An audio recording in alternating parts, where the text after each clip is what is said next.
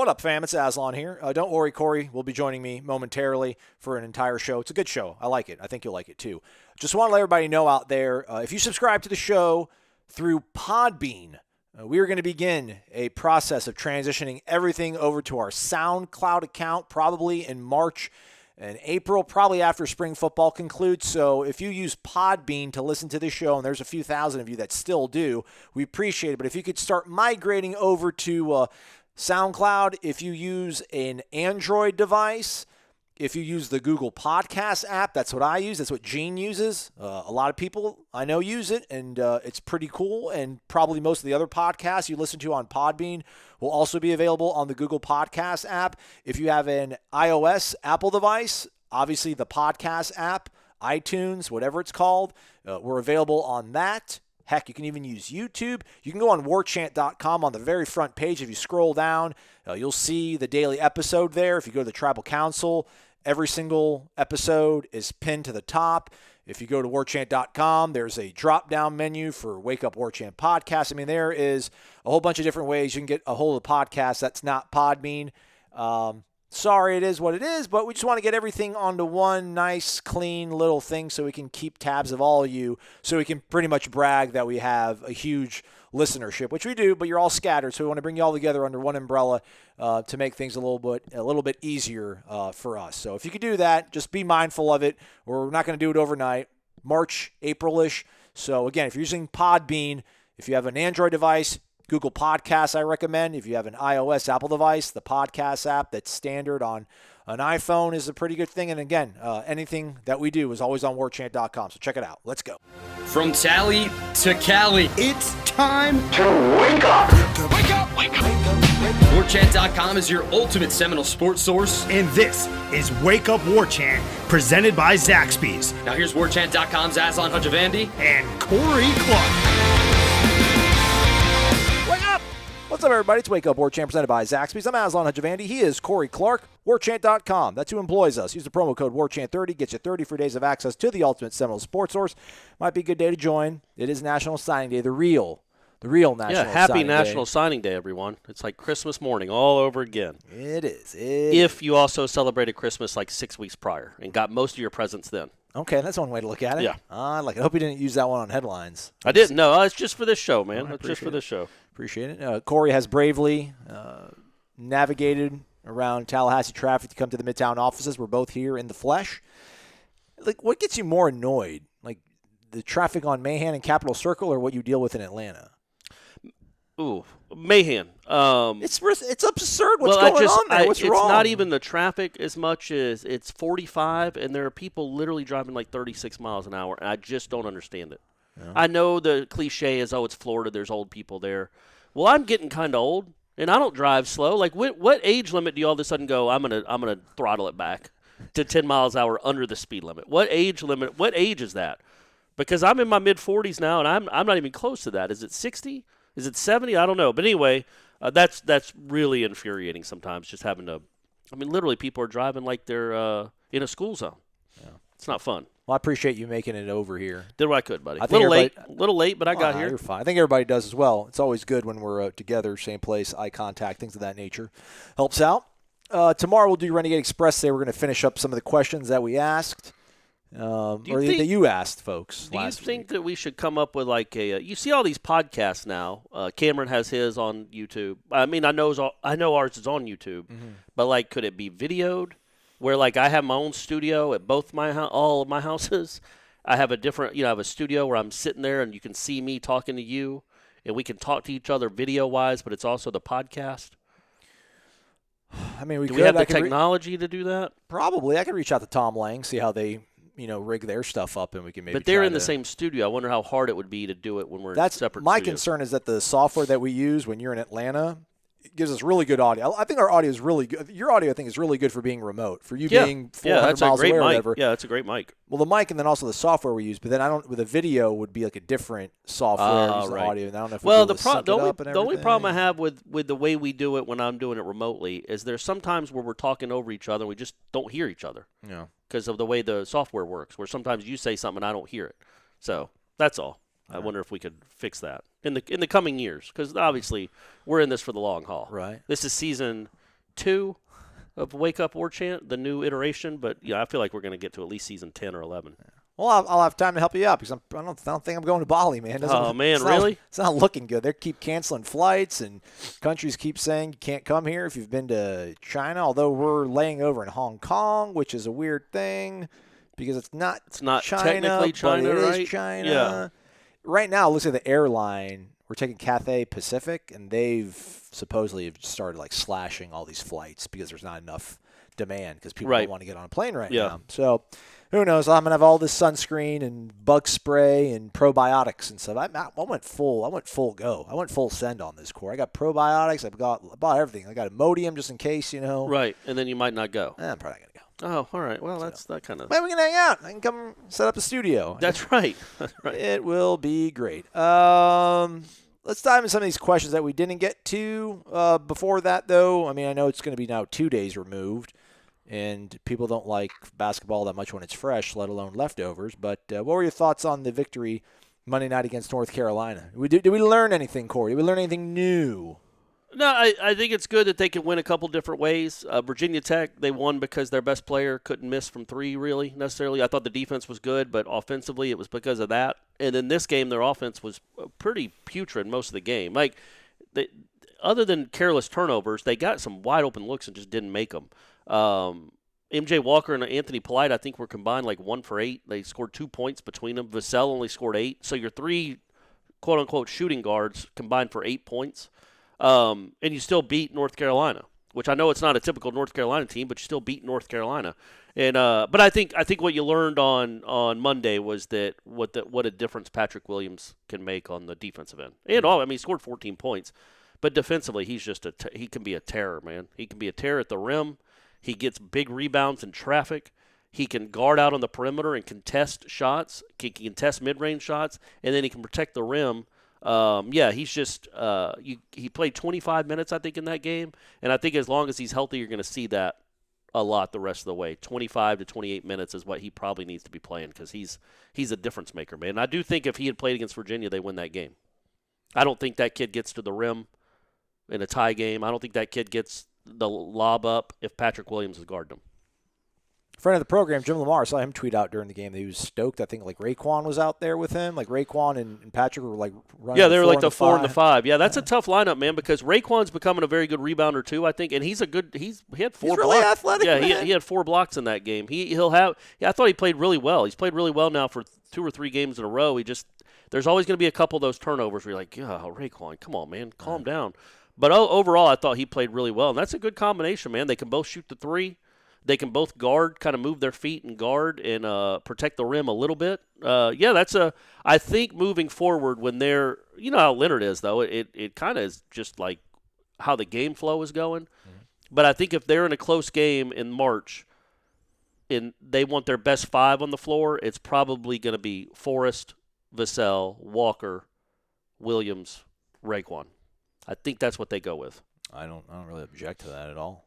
I mean, should I object to that? No, well, I think that's what, like last night when it was game deciding time, that was the 5 they went with, and I think they like what Raekwon can give them on the boards, and even had some good inbounds too.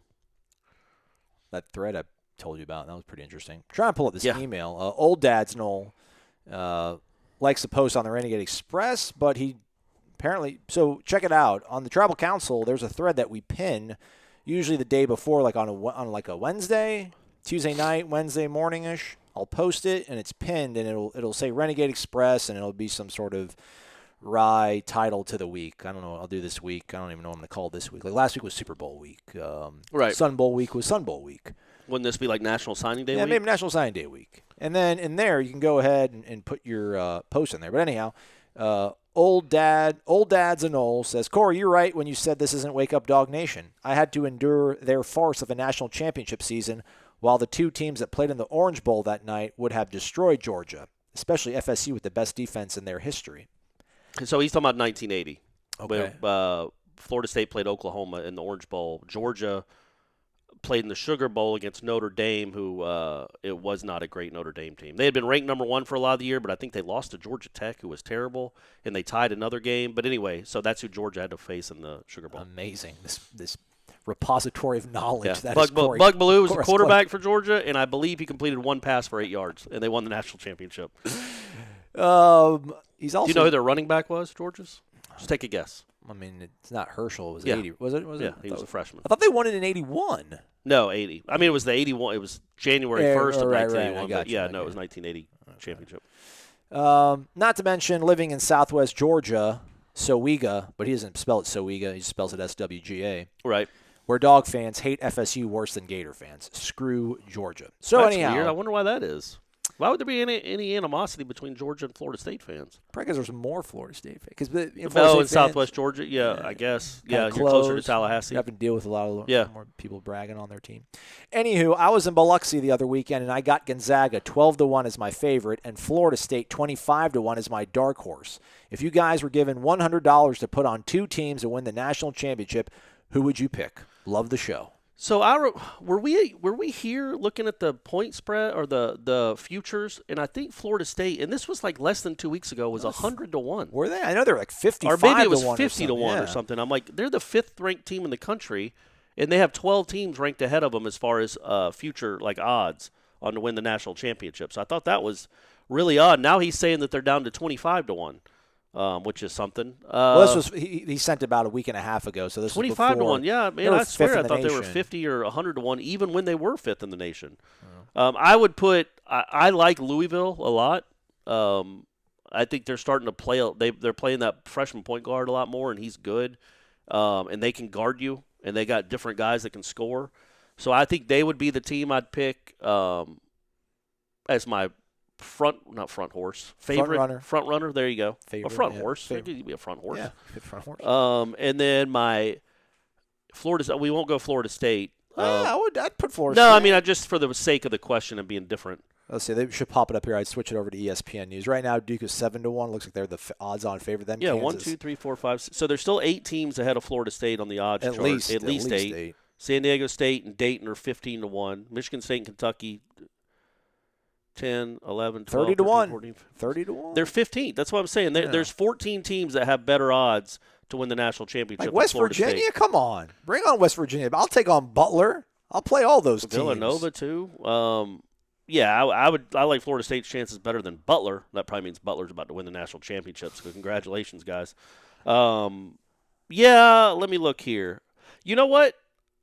Auburn? Auburn 40? Yeah, Auburn's 40-1 only because they guard and they haven't shot the 3 this year well, but they're a team that can get hot. Bruce Pearl's he's like a magician in March too. He's so a crazy lunatic. I feel like that would be my and maybe Marquette can't win the national championship, but they got the leading scorer in the country.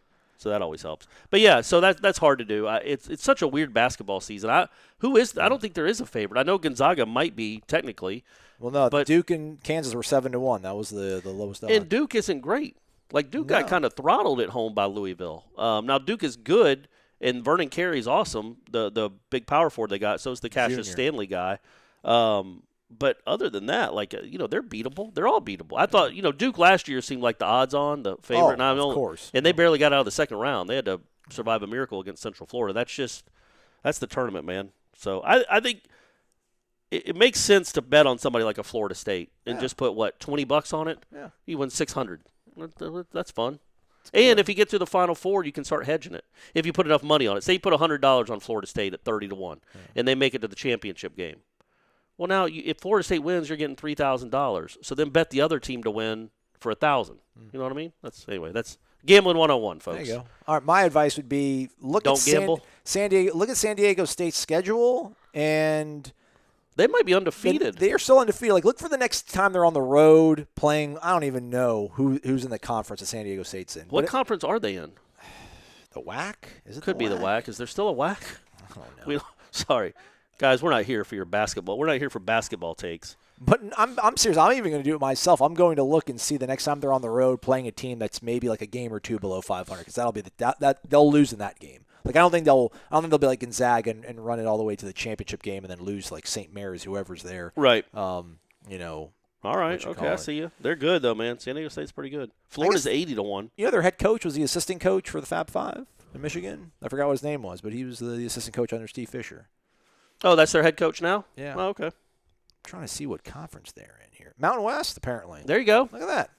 There are mountains in San Diego, right? Or close. They're right up the road. Sure. I always want to go to San Diego. Maybe is there a bowl game in San Diego? Maybe we can root for that coming up. Well, it used to be the Holiday Bowl, right? That's in San Diego. Oh, yeah, that's right. Yeah, the Holiday Bowl. It'll always be the Liberty Mutual Holiday Bowl. Sure. Liberty. What about Liberty? What about the Emu? Emu. I haven't seen that Doug. one. Yeah, it's Liberty Mutual. Oh, that's good. They got a kind of emu and a guy. It's hilarious. It's fantastic. Next question. Let's get back to the ones that we missed out on. This was from Noleway85. It was the second part of his question.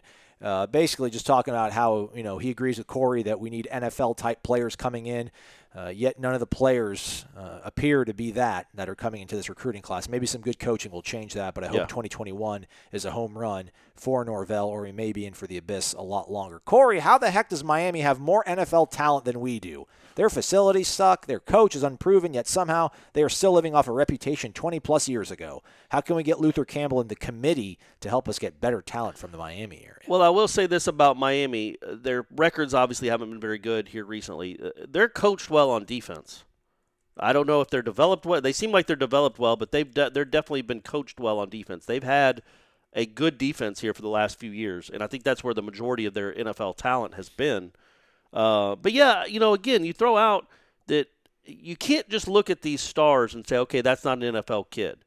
Percentage-wise, of course, 5 stars have a much more likelihood to get to the NFL than a 3-star.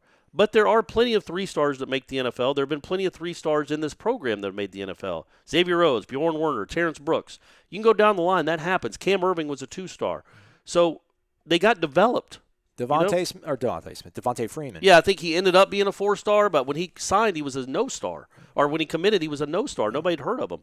So it's about evaluating the right guys that maybe that maybe aren't playing in the All-American games, but have a chance to be, Tamorian Terry. You got to find like the small. Sure, that guy was a 2-star, whatever he was. But you're such a different player at 21. Most people. Now, they're 5-star freaks. They're the Timmy Jernigans of the world that are kind of dominant right away. But a lot of guys develop, and they're a whole different player. Though. Well, high 4-star. Yeah. Should have been a 5-star. Absolutely. And so you think that guy was that dude was a freak. He was ready to play right away. Most guys aren't. So let's see what they look like when they're 21. They might end up being NFL talent. A lot of it is development. A lot of it is getting stronger, faster, and developing. But who's doing that? Clemson's not doing that. Alabama's not doing that. Ohio State's not doing that. Not all those Clemson dudes are 5-star freakazoids. Like, the guys that are drafted, I don't think all their guys that have been drafted the last 2 or 3 years, or the guys that will be drafted this year, were all 5-star dudes. Like, some were 4. I imagine a couple were 3. So do some developing. And it also helps to have a lot of competition in practice. That makes players better. And to win. It shouldn't, but there were plenty of guys in the 90s that got drafted from Florida State that probably wouldn't have been drafted if they were at another school.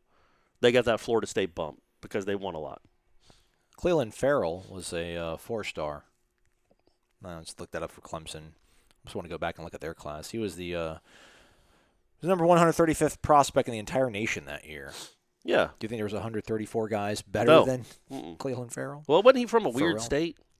Virginia. He went to the Benedictine school. I thought that one of the other guys was from a weird state like Vermont or New Hampshire. One of those other defensive linemen they got from some weird state. Didn't Florida have the guy from Wyoming? Taven Bryan or something like that? They had like a white defensive tackle that was, I think it was a first-round pick that was from Wyoming. Yeah, it's from somewhere in the Mountain West out there. Yeah, I mean, that year, 2015, as we pull this up, Byron Cowart was the number 1 overall prospect in the nation from Armwood. He was like a Florida-lean. Yeah. Went to Didn't Auburn, he go to Auburn, right? Flamed out. Yeah. The Rosen one, Josh Rosen was number 2. Amon Marshall. I'm trying to see in terms of like Clemson. Derwin James is number 5. That worked out. See, that's what I'm talking about. Derwin James came to Florida State already an NFL player. Tavares McFadden was 13th. He did not. He was not developed maybe all that well, and he was ranked a little too high probably. Well, Christian Wilkins. Where's was he a from? 5-star. Connecticut. There you go. All right. I knew it was one of those guys. Suffield Academy. I mean, Deion Kane, 5-star. Wilkins, 5-star. Ray McLeod, 5-star. Oh, well, he didn't. Is he even in the league? I don't know. Mitch Hyatt Was a 4-star, 45th overall prospect. And didn't make the league, right? No, but he was like a 4-year starter for them. Yeah, no, he was a good player. So, yeah. But anyway, it's not not all NFL players come ready-made like Derwin James, is the point. Some of them get much better by year 3. Kelvin Benjamin, man. I know a lot of that was on him. Like, he came in overweight. He came in out of shape. Those are exact same thing. I just said it 2 different ways. And then he worked himself into being one of the best receivers in the country by his money. He had all that. I mean, he had it, just wasn't utilizing it. It was I don't know. I think it's a little bit different. Like Kelvin. But Benjamin what if he was playing at like Florida during that stretch? And number one, we can't throw the ball. We're only going to win 5 or 6 or 7 games. Does he get into that shape to go try to win a championship? That's good. That some of that matters too. But I do think that just don't look at him right now and say there's no way any of these guys will be NFL players. A handful will. That's how it works. We disrespected our guy, Maxwell Gibbs. He posted a question last week, didn't get to it. Wake up! I'm sure you gentlemen knew this, but Wake Up Warchant is my favorite podcast. Hope it still applies. After you snubbed him. Sorry, Max. What are your top 3 Florida State uniforms across all sports? My top 3 are as follows. Number 3, Sunday Golds in baseball. Number 2, black basketball uniforms. Yeah, I like those. Those are sharp. Number 1, a tie. All garnet, all white football unis. It's just hard to say, man, because they're so different. The all garnets from back in the day, I liked a lot. Same with the all whites, like the Punt-Ruski all whites. Never been a fan of all garnet. But yeah, nowadays like it just doesn't look the same. I also liked like the what do they call it? Like banana yellow. Okay. The yellow that the Florida State baseball team used to wear, the J.D. Drew days. Yeah. I love that. I love that uniform. I thought that was popping. Yeah. And then for basketball, I like the black. The black's good. Good look. I like the track tank tops. Oh, you do? Black. Good. Yeah. What about the beach volleyball? Beach volleyball. Yeah, those are nice. You gotta get a little higher cut on the sleeve. Too low. Sure. Too low on shoulder. I mean, really, honestly, the answer is everything baseball. Like baseball's uniforms are the best. Like the garnet tops, white pants on a June day just pops. Yeah. It looks beautiful. Like at Hauser, when it's sunny, it's a super regional. They got the garnet, like the vest, like the vest cut jersey with like a white undershirt or whatever, and like white pants. And like some of the guys will wear higher socks. Baseball to me is the cleanest looking uniform on the entire campus. But I'm not a fan of Sunday Golds, which I know is like sacrilegious. I'm not a fan of the Sunday Golds. I'm not a huge fan of those. I think it'd be better if they went back to the crazy yellow ones. Yeah. And then I also, the Warwick Dunn garnet on gold, the home uniforms back in the Warwick Dunn Peter Bulwer days. I like the way those look, man. Those look good. Give me like I should probably say Samarrow's a bad one. Like give me Jano, Swamp, white jersey, garnet pants. Oh, that's an old cut. I love a deep cut. White tops, garnet pants. I think that's the best football uniform. All right. Okay. And I was contemplating this a while ago, and I'm going to probably say it all wrong, but the turquoise they do for basketball, like if they went turquoise jersey, gold helmet, gold pants, I think would actually look pretty cool. I know that might sound a little bizarre, but I think actually the gold helmet with the turquoise, I don't know what kind of pants you would wear. You couldn't wear garnet. It'd be way too busy. Maybe white, but I really think like the I feel like it would look like a Pro Bowl uniform. Yeah, but I think if you had work. but maybe I just I'm not saying bring it out for Clemson game, right. But why don't we bring it out for Samford. the opener? Bring it out for West Virginia. Okay. Yeah, let the players decide. Get some, Neil Brown. Georgia Noles 86. Wake up!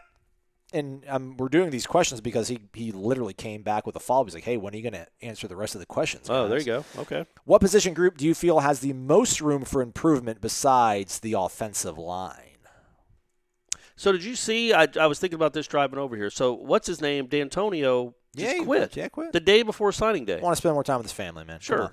He also got that sweet bonus because he was the head coach. I think it was like on January. If he was still the head coach, on January 10th, 2020, it was in his contract that he would get a $4 million bonus. Really? So he got that bonus, and then 2 weeks game. later, which is like, hey, man. College universities, university presidents, are you going to figure Screw you, Michigan State. That's exactly what you get. Yeah. I wish he'd have quit as soon as you handed him the check. Not that they probably handed him a $4 million check, but yeah, man, screw you. You wrote that into your contract? That's the most ridiculous thing anybody's ever written into a contract. I mean, be honest. If it's legal counsel for the university and the school chancellor or the president and the AD is not involved maybe somehow, they could be like, yeah, sure. They want to know the recruiting calendar, like January 10th. Like, okay, fine. Yeah. We'll get like. But I think anybody else that like knows this economy of college football. Make it June 1st. Yeah. Anyway, Ridiculous. well, it's just crazy that why would you have in your contract a bonus for just still being the coach? I guess to keep him from going to the NFL. Because everybody's coming after him. Yeah, no, exactly. Poor They Harlan. thought that they were told that whoever his agent was is like, look, you got to put something in there, or he might be the Vikings' next head coach. And he'd be like, okay, well, good. Yeah, Harlan could be the next Michigan State head Tony coach. Mandarich. Get the band back together. Tony Mandarich. Yeah, head coach. Andre Rison. He was Okay. on that team. Bad Moon. Yeah, that'd be good. Bad Moon Rison. But yeah, so anyway, what got me thinking about that is like, man, they've got to have some O-line recruits, don't they? All right. Michigan State. Start poaching. Yeah. They're not going to want to go, hey, East Lansing or Tallahassee, man, come on. And you have a very good chance of playing right away, and Michigan State's not any good anyway. So I was thinking maybe they either poach their current linemen or they go after their recruits. And they got about, well, as we record this, they got about, 8 more hours to get that done. So they need to be on the – I want to see a lot of tweets from Dillingham talking about getting another one from Michigan. All right, what position group you feel has the most room for improvement besides offensive line? That's a hard – That's why they ask us these questions, Corey. No, I know, but I wanted linebackers. I really did like what Emmett Rice looked like at the end of the year. He looked like kind of the guy, the E-Ricer that we've been wanting for a long time. Maybe he can build on that. But no, the linebackers weren't very good at all. Nothing was good. No, that's the sad part. But I would say I'm really interested in the running backs. Now, obviously, they were very good last year because of one dude, but that dude's gone. So now with what they have coming back and what they have coming in, what will that position group look like? Because, are they going? They're not going to probably be as good as Cam Akers, but collectively, and with this system, they should run for more yards. You would think. Right. Boring. I agree with Georgia Noles' answer. Was he thinks a secondary they are the most talented segment on paper, but have yet to live up to their star rankings. They have a lot to prove this season. I'd actually probably say like defensive end. They need some sort of pass rush. Maybe I don't know if linebackers. That's where you go, but they need. Like Derek McClendon, Dennis Briggs, these guys need to figure out ways to get athletes out on the edge, either rushing the passer or in space. You got to have better edge players. But I was going to say about the secondary, look, man, Asante Samuel was good last year. He was a good college football player last year. So when we throw the secondary and say they didn't play up to their star ranking, he did for the most part, and so did Nasruddin, although he was moving all over the place. That's a good point. So they have some players in the secondary. It's hard to cover anyone when the guy's got 6 or 7 seconds to throw. It's, dare I say, impossible. So you've got to get a pass rush. I'm going to go back with that. And I don't know if necessarily position group, if you want to go position group, DNs, but just get a pass rush. And then he also asked a recruiting question. I would say forward those over to Michael Lanks on the premium recruiting board. Do you know what coach is covering Gwinnett County for recruiting? I don't know that. I do not know. I'll find out. Sign day. I should. That's my home. That's my home away from home. We'll come back on Thursday, and hopefully we'll get an answer for you on that one. Let's see here. We got a compliment from Souza_ZP. Wake up! Big Mike continues to impress me every day. Recruiting is going well, as it probably could go for a transition hire. Helps that Tate received his 5th star in the power rank. I don't know if another first-year coach has done that. Just want to say that the auto pay for Warchant hit the account recently, and I can say that the past year on here has been worth the money. Keep killing it, team, and thanks for the laughs as always. And basketball could make it to the end. We shall see in March. Here's my challenge to Florida State basketball fans, and we appreciate the compliment as always. It is money well spent. Anybody listening to this that's on the fence, hop off the fence and onto the good side. Come on. When Florida State played in Orlando, whenever that was, 3 years ago, when Isaac's year, they made the tournament, and it was in Orlando. They played They played Florida Gulf Coast in the first round, where Florida Gulf Coast had as many, if not more, fans there than Florida State. And then Florida was also in that pod, even though they were in different regions. So the next game, it's Florida State Xavier, and then Florida played, I think, Virginia right afterwards. And everybody remembers Xavier won by 30 points or whatever it was. But, again, it wasn't any sort of home advantage. There might have been 1,000, 1,500 FSU fans. There were almost as many Xavier fans. And there were probably 5,000 or 6,000 Florida fans. Or Xavier. Whatever we call them. Man, if they're in Tampa this year, go. Yeah. This team deserved you to go and be there and give them an actual advantage, a home state advantage, no matter who they're playing. It should feel like a road game for that team. You have access to tickets. It's on 75 wherever you live in the state of Florida. Tampa can't be that far away. It's fun. They're fun games to go to.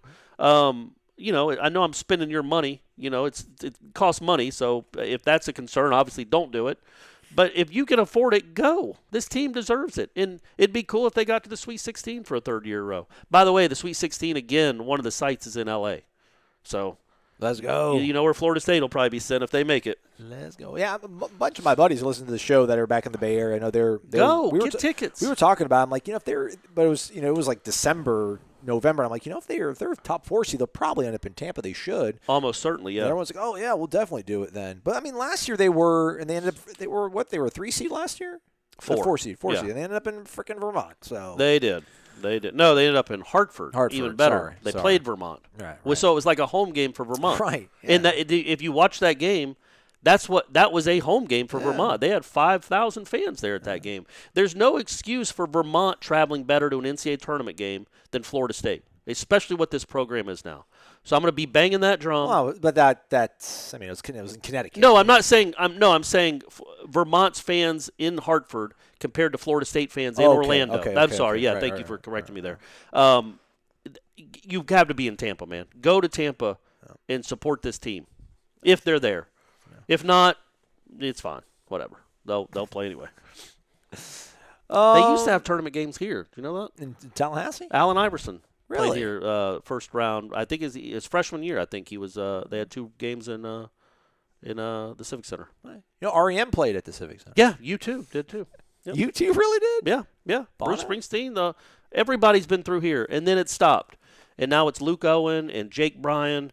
And maybe country acts, and then Alabama, I think, was here. Oh, yeah, Alabama, too. And, ZZ Top, I think, was here not too long ago. Yeah. Can't get, when I was in Omaha, I don't know if it's because of just where the city is. They say we're going to visit one Midwestern city, and everybody in the neighboring states can come. But go look at, Omaha's concerts. They get everyone. Yeah. Why would Omaha get all these musical acts? Because what you said. Because it's probably the best for Iowa, the Dakotas, Kansas. But you're telling me if Pearl Jam had a show in the Civic Center, that it wouldn't sell out? Oh, absolutely. Of course it would. It'd sell out in 5 seconds. It'll sell out in Jacksonville. Yeah, but it's the same size. They're the same size venue. Price works better for their busing or whatever. I just think Tallahassee needs to get on it and quit with just so much country. I get people love country. That's fine. I'm not dismissing that. But somewhere along the way, late 80s, early 90s, they just decided we're not going to bring the Rolling Stones back. The Rolling Stones played in Tallahassee? No, yep. They did. Yeah, they did. Every big act you can possibly imagine in the 70s and 80s came through Tallahassee.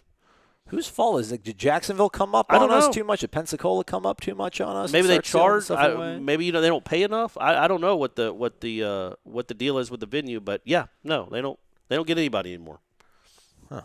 Well, that's a little bit sad. R. Walling, wake up?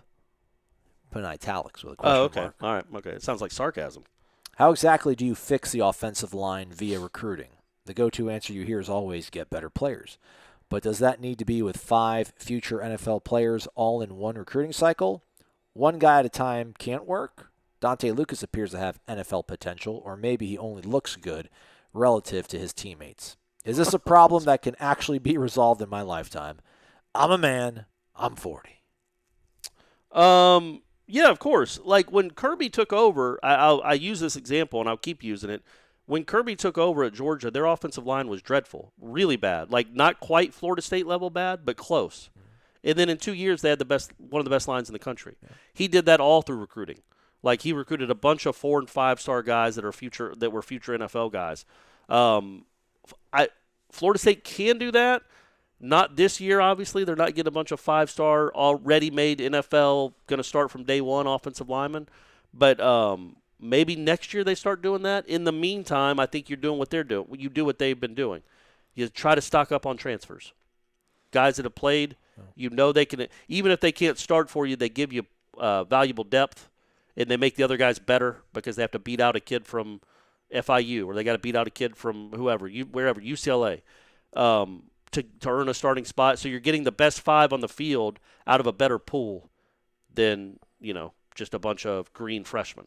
And we'll see. I mean, now, like Brady Scott, I think this will be his 4th year in the program. That sounds right. I mean, Mike Arnold, I think, will be a 5th or 6th-year senior. I mean, I don't know how much hope people have for him. But, these guys are getting a little bit older, too, that kind of got thrust into these positions. So, maybe they'll be developing a little bit better. But it's crazy. And people have asked the question, and there's no answer to it. But in terms of, like, the Rivals era, which goes back to 2002, like, Florida State has never had a 5-star offensive lineman. They're not a 5, like, not one. And you can say, all right, you go back to 2002 and you think about from 2002 to 2009, how rocky things were around here. Jimmy Higgins, who was kind of mailing it in the last few years. Who was it in 2002? Do you remember? He was still Jimmy Higgins was the offensive No, line who coach. was the 5-star recruit? No, I'm saying it only goes back to 2002. Okay. They didn't get a 5-star that year. Maybe Lucky Lunford was a 5-star. I should check that out. Maybe old Lucky. Oh, Lucky. But Alex Barron was, right? Or he was pre 2002. Yeah, but he was a big deal. Yeah, he was a big deal. But I mean, like, so was Landon Dickerson was a big deal. Juwan Williams was a big deal. These guys were like ESPN 100 guys and things. So I mean, it wasn't wasn't like they were getting like scraps all this time. But the fact they have never gotten just at least one of these guys, and I mean, I don't. Then you start again, like you talk about, Jimmy Higgins, and you had Mark McHale. And then after McHale, then you had Trickett. So then, I guess the conventional wisdom was that Trickett was just so hard to kind of to play for that it would take a special breed of kid to be able to play them. And then Ronnie Hudson's a good example there of a guy that's not going to be. He wasn't a 5-star. Ronnie Hudson, I think, was a 3-star guy. If that, yeah, From Mobile, Alabama. Yeah. Like, well, Alabama doesn't want this guy. We're gonna go poach him. So, I mean, I don't know how much of it is luck. But you would just hope that Florida State gets to a point where they talk about being the playmaker offense, Norvell and Dillingham, that, to make plays, you need time. You need holes to be opened up. That, I don't know, maybe somehow they can market or brand this to be like, I mean, not O-line you, but do something to make this like a destination for offensive linemen. Because I think so many offensive linemen, maybe it's because a lot of them are from Alabama and from Mississippi and from Georgia, that they're so indoctrinated by the SEC. It's like, we're going to go to the SEC. Because I don't know how much of the offensive lineman Clemson has, or that top shelf. I know they got the kid from Ohio, that Jackson Carman kid. Well, yeah. That was a really big deal. But otherwise, I mean, like, you're really good offensive linemen are in Georgia and Alabama and Louisiana, Mississippi, and they want to stay and go to an SEC school. And then in Florida, we do 7-on-7. We don't have a lot of big man camps around here. Everything here is 7-on-7. So we have athletes up the wazoo, but we don't have a lot of homegrown guys that are, I mean, there's a kid, from Madison County that's a good offensive line, but he's like a 3-star. I mean, there's no 5-stars that are in Lake City, that are in Tampa. They rarely are, and then, it's tough to get them to come up here. Yeah, the point there is that, Clemson, you don't look at Clemson and go, man, they're just loaded with NFL prospects at the offensive line. They don't have, you don't think of Clemson as having an outright dominant offensive line. They have a decent to good offensive line, which is all they've needed. So get to that. We're not asking you to be Alabama. That's not happening. We're not asking you to be Georgia. That's not happening. You can get to Clemson in a couple of years. You can get to that level of an offensive line. They're not loaded with first-round picks up there. You can figure that out. But yeah, it's just bizarre and depressing, really frustrating, whatever word you want to use, about what the offensive line has become, and how they kind of lucked into the great one that they had, with a bunch of just odd happenings. Tight end, Cam Irving tight was end, a defensive tackle. lineman. Trey Jackson flipped almost on signing day from Georgia Tech to Florida State. So they kind of, I want to say lucked into that, because they coached him and developed him and identified him, but some things broke their way. But yeah, it's just been the quarterback recruiting at Florida State over the last half decade, and then the offensive line recruiting and development has been dreadful. And that's why you're 18, and that's a big reason why you're 18-20 in the last 38. I just think of all those, because everyone gave so much benefit of the doubt to to Rick Trickett when he got here. I just think about all those, like AJ Ganguza or Ganguza, I don't even know how to pronounce his last name. There's another kid, Dan Foose. Yeah. Like Trey Pettis, Sterling Lovely. Kids that bounced. Just like these kids that are like, man, like these 2-3-star. And they would leave. And you're like, man, well, give him, that's what he wants to work with. He wants to work with guys that are hard workers, that aren't prima donnas that want to come in and like they'd be gone in like less than a year. Well, here's the thing too about offensive line. It's such a weird position group to talk about, because how many when we talk about great offensive lines, who do we talk about? There's two that we ever talk about: Alabama and Georgia.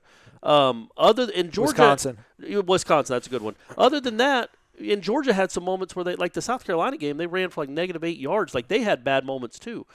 When you notice an offensive line really is when it's dreadful. And that's the problem. You can't have a dreadful offensive line. Nobody has, other than those three, has an offensive line that you're like, oh, that's just one big bulldozer. Like you could run for 400. That doesn't really exist anymore. You just have to keep your quarterback upright, and you have to have some creases for guys to run through. You can't get blown up. Figure that part out. Stop being a detriment. You don't have to be the strength of the team. You just can't be the absolute weakness of the team. That's where the offensive line has to get to. And when it is the strength of a team, it's hard to, not many people talked about the offensive line in 2013. You know what I mean? Great though, but sure, but they weren't talked about like, oh man, this team's great because the O-line. Right. No, the team was great because the guy that was throwing the ball in the defense. And but no, the offensive line was an NFL offensive line, which changes everything. It has an impact on its fingerprints are all over a program when you have a good offensive line. But it wasn't, you never watched a Florida State game, even then, and go, holy cow, that offensive line is incredible. Like they could just give it to Devontae and Wilder 40 times and be done with it. Like but they were in hindsight. You also recognize how much time Jameis had. Yeah, but sometimes he was running for his life and throwing dudes off him. Yeah. Like that. I'm just saying, and I'm just saying the casual football fan. Right. You know what I mean? You don't identify the offensive line as a strength normally, even when it is. But everybody knows when it's a weakness. It's like a long snapper. Nobody knows the long snapper's name until he hikes it over the punter's head. Nobody really notices the offensive line until it looks like what it's looked like for Florida State. You know what I mean? In a good way, unless it's Alabama. Then you're like, man, look at that hole. That was enormous. Or the Cowboys in the 90s with Larry Allen. Well, I mean, or the 49ers, for that matter. They have a great offensive line. Yeah, well, because all these guys are like Joe Staley's a first-round pick. McGlinchey's a first-round pick. Was Staley with the Eagles? No, he's been a Niner for life. Oh, all right. Yeah, he's good. They're all good, man. Yeah. I'd be really mad if I were them. They had the chance. They should have won that game. Yeah. I don't know. Maybe they shouldn't have. That's 20-10 in the fourth quarter. Yeah, but it is Mahomes. Guy. By the way, I'm telling you, it's going to flip. By the time Mahomes is 30, because he's 24 right now, or 20? I think he's 24. Oh, yeah. We're all going to be sick of the Chiefs, just like we were with Brady. Like, man, enough of this. I think obviously Andy Reid and Mahomes to me are much more likable than Brady and Belichick. Yeah, they're not sociopaths. We're still going to be rooting for anybody that's playing the Chiefs in the Super Bowl. Well, that's just how it works. As long as they don't cheat, their head coach isn't just an absolute irascible jerk, right? And their quarterback just isn't like a robot that's a sociopath that has nothing to say, then, probably won't be as miserable to watch them win. But we're going to be rooting against them. Yeah, it's fine. But, not with such, vigor. No. That was the worst, man. I'm telling you, if the Falcons had blown a lead to any other AFC team, I'd have been like, well, that sucks, but good for them. Yeah. It had to be that team. Yeah. And the only last thing I was going to mention on the offensive line stuff is that, not to, keep bringing all this kind of stuff up, but, you talk about they weren't ever able to capitalize on recruiting a quarterback after Jameis left, and you were like, well, offensive line, maybe they could have at least kept things kind of rolling there, and they patched a couple things they tried to with the JUCO guys with Mavetti and Kareem R. But, eventually that 16 class really wasn't that bad. Imagine if Dickerson would have stayed here and been bought in, if Josh Ball doesn't put his hands on a woman and get kicked off campus. And if Andrew Baselli didn't lose his appetite for football there for a year. Those guys were all – there was a conflict where those guys could have been year three starters for you in 2019. And again, you talk about those guys like Ball, Dickerson, and Baselli. That's not these are that's Todd McShay. It's not putting these guys in the mock draft. That's not a first-round trio, but they're good. Yeah. They would have been a good nucleus, group, good nucleus. Not great, not first-round NFL talent great, but not even good. I don't even want to say they'd have been good. They wouldn't have been horrible. You know what I mean? They just wouldn't have been horrible. And then you could have done some things. So hopefully they get that fixed. And then the last thing, to your point, it's so difficult to recruit that position that I do think when you fall into a hole like that where you lose guys, it's so hard to patch it. You want to talk about finding 5 good guys. I'm sure everybody wants 13, 14 offensive linemen on scholarship. How many of them are really going to be quality? 7 you're hoping? You have 5 stars and maybe 2 swing guys that can give you 30 snaps if a guy goes down in a game. And then you start losing guys, and they transfer out, they get kicked out of the university. Then it's like, man, like, and I'm telling you, dude, it sounds like a joke. It kind of is. But just find out what Minshew was eating, what he did to his body, and get them all to do that. I mean, Dickerson or Minshew? Minshew. But, well, Dickerson went to Alabama. Yeah. We can't. Those are trade secrets over there. But Minshew looked like like I said, like something out of an Avengers movie, how big he was. Find out what he did to put on. I'm not going to even guess what he was. What, he's 380, 360? Get neck surgery, and you're probably nauseous, and you can't move, and you just eat all day. Yeah, I don't want the neck surgery part. You don't need that. But whatever his diet was, whatever he was not doing athletically and physically to put on that weight, I'm telling you, what are you going to run? You're going to run 70 plays. You got 20 seconds in between plays. Of course, you're probably going to be tired in the fourth quarter. But so's that other guy. And you outweigh him by 100 pounds because you're enormous. Just get in his way. You're a wall, man. He can't move you. So figure I don't need my linemen to be able to move their feet. I'm not that kind of coach. I just want a guy that will stand there and be like a wall. Just get 5 guys that all weigh 380. All right, piece of cake. We'll see how it goes. If you want predictions on the recruiting class, you got to pay for that stuff. It's on the premium recruiting board. I think Michael Langston's going to make his predictions. All the announcement times are also posted on the premium recruiting board. What do we think? How many more are they getting today, you think? 4? 3 or 4 or 5? Because they're at, what were they at? 23, I thought. Well, that's with commitments, right? Not necessarily signed. How many kids signed on? I thought they had. Look it up. I think the kids that signed on the first signing day. Like, how many are already in the boat? Like, officially, like they've already talked about them. But, like, does the Cornell Jones kid from Purdue count? Does Deontay Taylor from FIU count? Right now, they've got no. I mean, like, actual recruits that are deciding tomorrow are that they could be adding that are high school players. 17. They've got 17 signees. Signed. Okay. And 6 verbal commitments. Okay, so they got 6 guys that they're hoping to get faxes from tomorrow, and then what? Probably 3 more, I guess, on top of that. 2 or 3 more. What are you talking about in terms of like grad transfer? No, I mean as far as tomorrow, guys that are actually haven't committed yet but might. I don't know who they're involved with. That I think there's that Sidney Williams kid. I think defensive back might be, or the Donovan Kaufman. Maybe that's one of the guys who can get involved. But Malachi Weidman's a guy that's currently verbally committed and under the Florida State thing. And but we don't think that's happening. Yeah. I really don't know, but just to me that seems weird. That if you're this, if you've been committed for so long and you backed off of it and you're still kind of wishy-washy on it, it just. Man, I just would have been. Seem like it's going to be. I haven't seen one highlight clip of him playing football. Yeah. But his basketball stuff is outrageous. Yeah. And on the same token, it would have been cool to see him play basketball here. But I don't know that if he came here, I don't know that he would play basketball here. I mean, it's really hard good basketball to do, team, man. But it's hard to do both. Number one, and it's a good basketball team. You might be able to get a few minutes because if you can defend. This ain't the Metro Conference, babe. This is the ACC. But so that's part of me would be like, man, it'd be cool if he redshirted in football just so you could see what he. I just want to see him get free on a breakaway because they haven't. I mean, he's like Malik Beasley type athletic, maybe even more so. But yeah, I don't know that he'll end up being a Seminole. Wow, there's only 3 ACC teams ranked, and they're all in the top 10. Yeah, that's how it's been. That's been the talking point for a while because that's what they think. There's a chance only 3 will get invited. Yeah. That was kind of me being lazy the other day when you're like, I want to see Florida State just start, blowing people out. And I'm like, well, it's the ACC. It's hard to do that. And then, not really. Well, yeah, I mean, 3 teams that are ranked. But hey, you take any win you can get, buddy. You can. All right, we will be back tomorrow, Renegade Express style. Oh, we will? Yeah. Oh, all right. Yeah, we usually do. I said we're going to do Sunday, Tuesday, Wednesday. Okay. All right. Recording for your folks' enjoyment for Monday, Wednesday, and Thursday. Hopefully it'd be the last show that I was going to do for about 2 weeks, but probably not.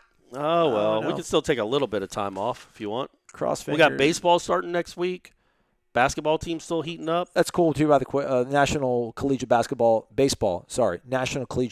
Writers Association, the NCBWA. Right. Rename the award, yeah. So the Coach of the Year in Division I now will be the Mike Martin Award. So I was thinking about this. Cool. When Kobe died and there was the petition to change the logo to him from Jerry West, I'm like, well, let's slow it down a little bit. But at the same time, like, all these trophies are named after dudes from decades ago. Like Lamar Hunt, I get it's the Lamar Hunt trophy because he created the Super Bowl. Yeah. But I think the NBA trophy is like Larry O'Brien. I don't even know who Larry O'Brien. I don't even know who Larry. Should I look it up? I don't even know. But who let's make it the Michael Jordan. Make it the Michael Jordan or the Phil Jackson Award or something. I don't know. Like I'm thinking like a GM or an owner that. I mean, I wouldn't say make it the Michael Jordan Award. It'd be weird to name the championship trophy after a player. I just feel like it's weird that, and I'm not trying to get racial, folks. So if you think if you're not ready for this, go ahead and click off. Hold each other. To not have, I mean, look at the best players in basketball history of all time. Okay. Every trophy and every award is named after a white guy. Okay. We can't get any African, like it can't be the Kobe Bryant Finals MVP or the Kobe Bryant at least All-Star Game MVP. Right. Maybe not Finals MVP because he only won 2. Shaq won more than he did. So, but Michael Jordan won 6. So why can't it be the Michael Jordan Finals MVP? Yeah, the MVP could be like, well, the MVP's the MVP. Is the MVP named after a player in any sport? I think it is in like the in hockey, right? Oh yeah, the Hart Trophy. See, wonder if he was white or black. Larry O'Brien was Postmaster General in the cabinet of President Lyndon Johnson and chair of the Democratic National Committee. What are we doing? Well, that was before Democrats were really what they are now. No, I'm just saying, what are we doing? Lastly, he also served as commissioner of the NBA from 1975 to 1984. 9 years! 9 years, and he gets a trophy named Not after only him? that. Knock it off. Not only that, but from 75 to like 80 was the worst time in NBA history. Like they showed the finals on tape delay, legitimately. Magic won his rookie year. They won a title over the 76ers. And the finals were on tape delay. They didn't even show them live. If it wasn't for Magic, Michael, and Larry Bird, the NBA, that guy, he oversaw like the worst product. At least like David Stern would make more sense. Maybe they will. It blew up under David Stern. Yeah. But who is more important in the NBA, David Stern or Michael Jordan? Right. That's all I'm saying. So I don't necessarily think they should change the logo to Kobe Bryant, but I also wouldn't have a problem. I mean, I get it. Jerry West was a great player 50 years ago. Right. Who's more synonymous with the NBA? Jerry West classy, or Jordan doing the the dunk thing? Well, he sold out. That's true. You can't use that now. It's on shoes. Yeah. So Kobe with the fadeaway with 3 guys trying to guard him. That should be the logo. He's Corey. I'm Aswell. Thanks for listening to Wake Up Warchant, presented by Zaxby's. Zaxby's Caribbean Jerk Chicken is just like a vacation in the tropics, only without the sunburn, or the dive-bombing seagulls, or all of that pesky sand. How'd it get in there? Well, at least it tastes like the tropics. Enjoy our famous chicken tossed in a tropical blend of spicy habanero, fruity mango, and exotic island spices. The Caribbean Jerk boneless wings and the new filet sandwich meal. 2 more reasons you'll get a kick out of Zaxby's.